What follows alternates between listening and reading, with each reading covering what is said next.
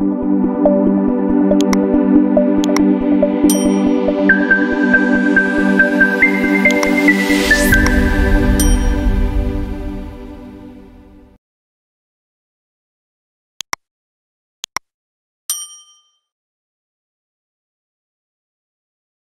on dit, la vérité se trouve dans le terrain et sur le terrain. Il ne faut pas seulement se limiter aux simples rapports et aux données qui nous sont transmises au niveau de la base. Si je démarre par le secteur sport, il révèle une situation très grave.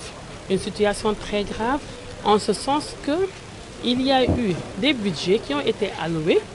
Je parle précisément pour le stade régional de Sédhiou. Des budgets ont été alloués pour réhabiliter, pour construire ces infrastructures sportives-là. Et les travaux ont démarré depuis 2017 pour la plupart. Et avec des taux d'exécution financière de pratiquement 80%. Mais arrivé sur les lieux, nous avons pu constater que les taux d'exécution physique n'atteignaient même pas 20%.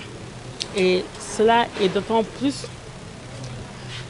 malheureux et très triste que malgré les efforts qui sont déployés par les différents agents de l'État qui travaillent ici, mais aussi par les mouvements culturels, artistiques, les écrivains et poètes, il reste beaucoup à faire. Le centre culturel régional de Sédhiou devait faire l'objet de réhabilitation depuis 2020 ou 2021 et que des crédits budgétaires ont été inscrits en ce sens-là.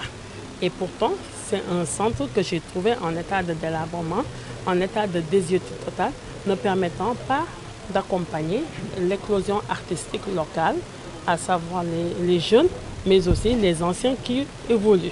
Pour le sport, la réflexion avait déjà démarré. Et l'objet de cette visite, c'était de mieux pouvoir quand même consolider cette réflexion-là. Comment mettre sur pied un plan d'urgence pour le stade régional de Sédhiou afin de pouvoir doter à la jeunesse sportive de ces deux régions-là d'une infrastructure sportive au moins adéquate, leur permettant quand même de développer leur talent et de pratiquer aussi le sport de masse.